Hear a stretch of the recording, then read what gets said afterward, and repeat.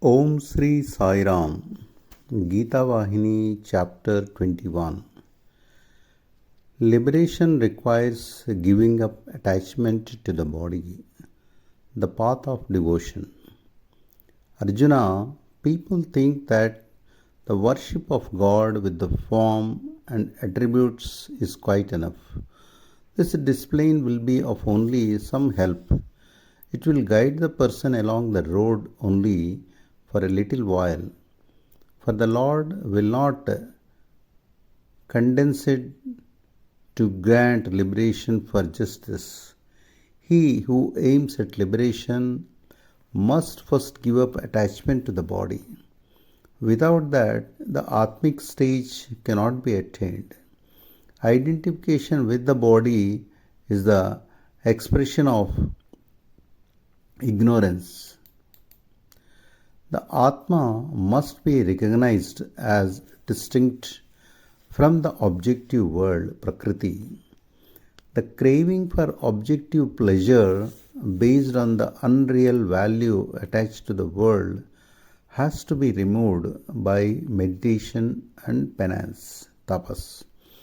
When that craving is lost, the individual becomes like the dry nut inside the coconut shell, which becomes loose and unattached both to the shell and the fiber outside it.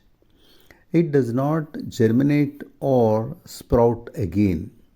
It will remain forever without being spoiled. The individual has no more birth and consequent death. That is to say, the individual will be liberated. Becoming like the dry nut inside the shell is the stage called liberation while alive, Jivan Mukti. The contemplation of the Godhead as above and behind all attributes is necessary for becoming liberated while alive. If that is difficult and behind your capacity, you can do another thing. Dedicate to me all worship, all adoration, all Vedic rituals, and other oaths and vigils, with all the fruits that may accrue. Take me as the ultimate goal, as the final aim, which transforms all acts into worship. Fix your mind on me, meditate on me. I shall then shower my grace and take you across the ocean of constant change of samsara.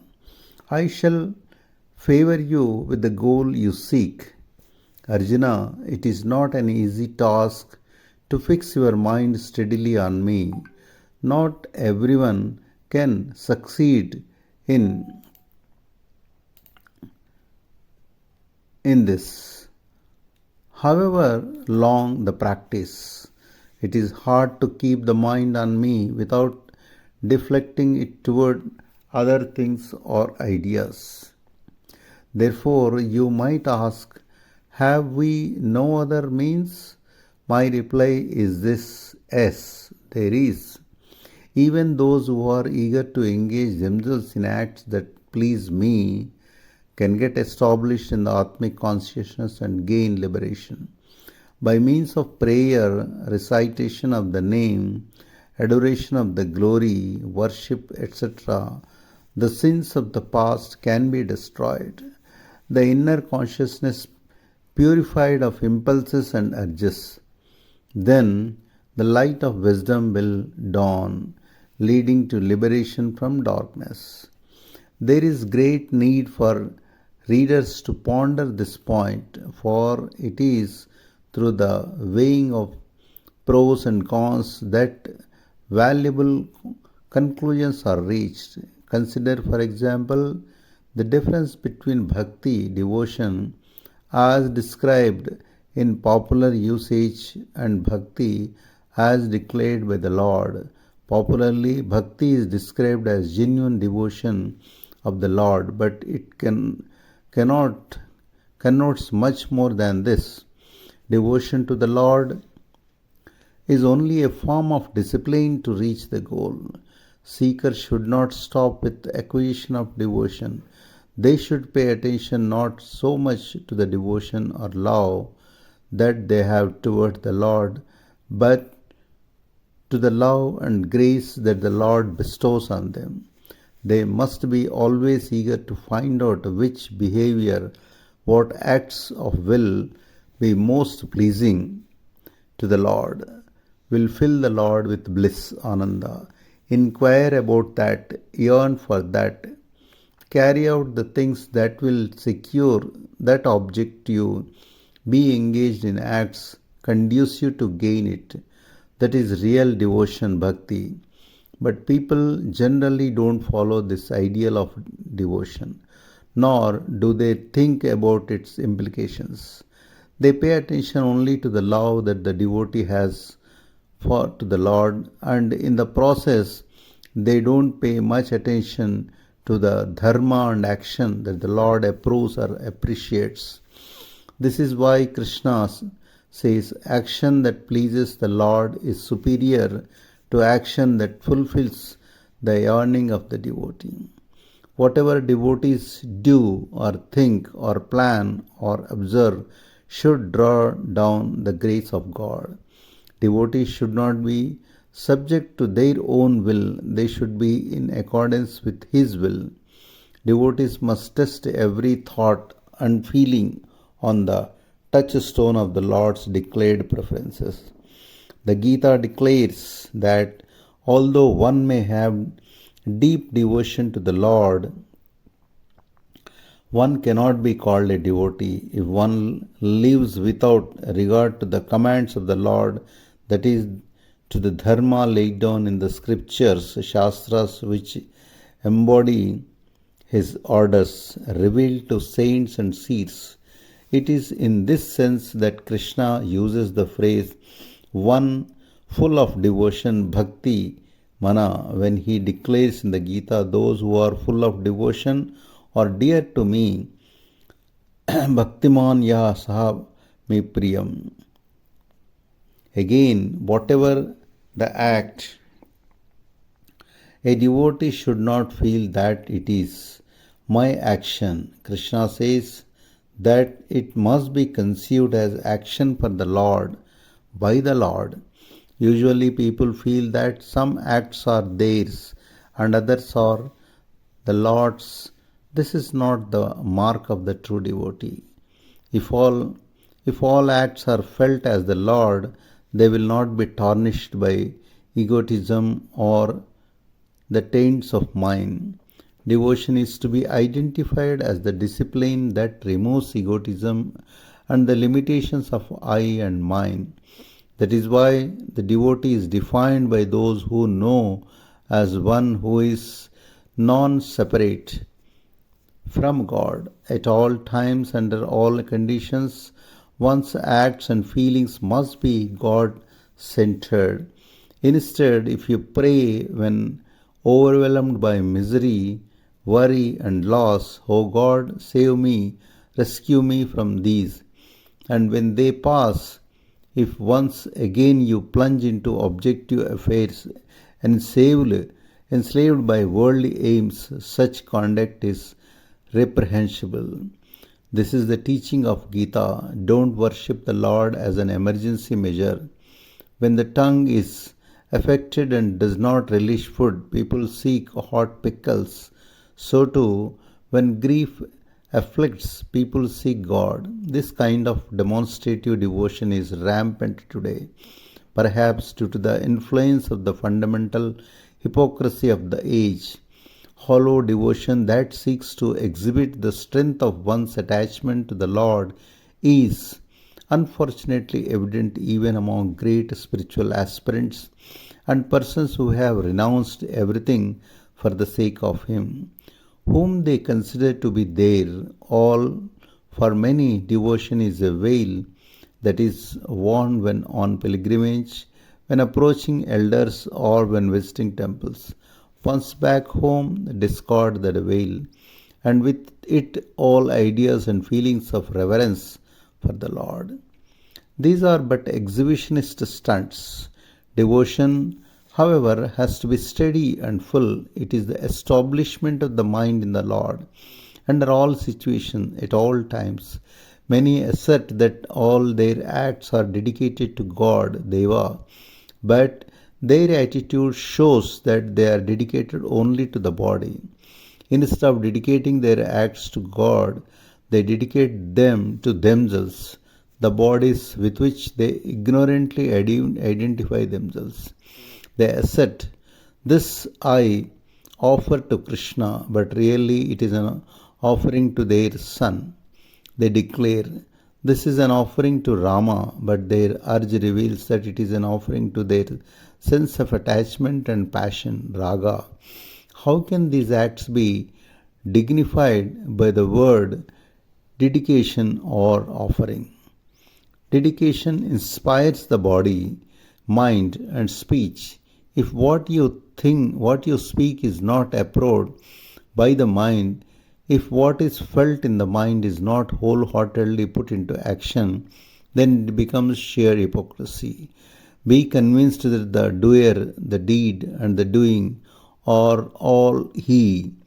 Be devoted to Him rather than to riches, wife, and children. Where your mind attaches itself, there your devotion also stays. Devotion is as pure as the waters of the Ganges, Ganga, action, karma, and the water of the Yamuna, and spiritual wisdom, jnana, as the Saraswati, flowing secretly and mysteriously underground and sanctifying itself by merging with the other two. It is coming along of these three that is called Triveni. It means the disappearance of the mind, unison, the becoming one of the three qualities, gunas. It brings about the destruction of ego. However, many are ignorant of these basic facts.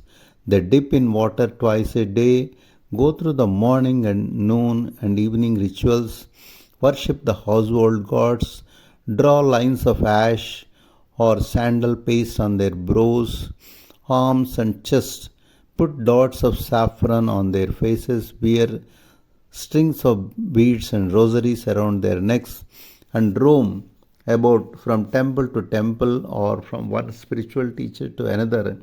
They circumambulate holy shrines, they attend many discourses, recitals of epics, and readings of scriptures.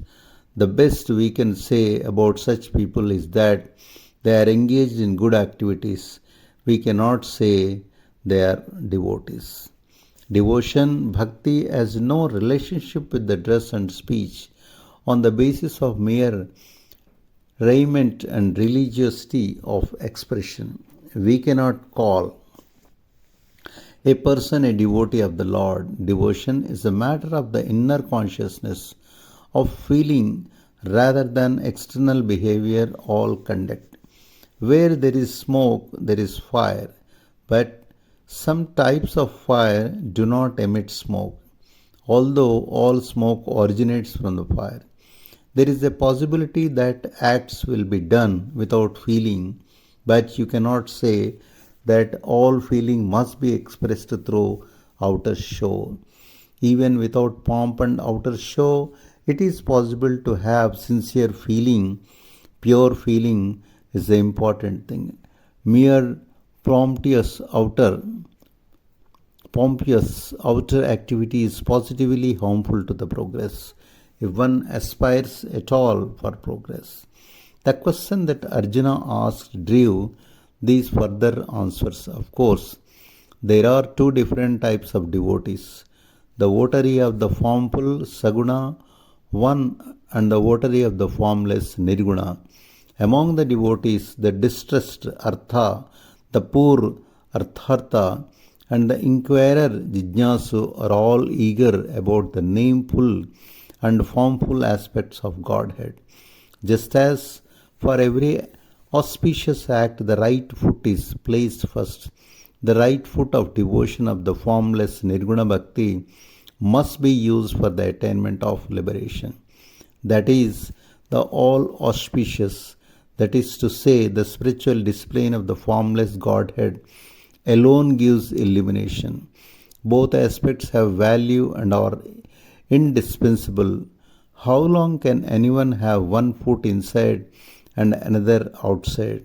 Even if that were possible, of what avail is it? So, devotion of the form, Saguna Bhakti, has to be adopted as a spiritual discipline, and devotion of the formless is the goal to be reached.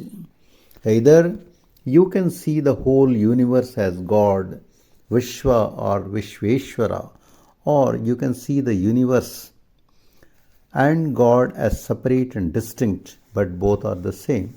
You may see the cloth as yarn, or you may see yarn and cloth as separate. But whether you realize it or not, yarn is cloth and cloth is yarn.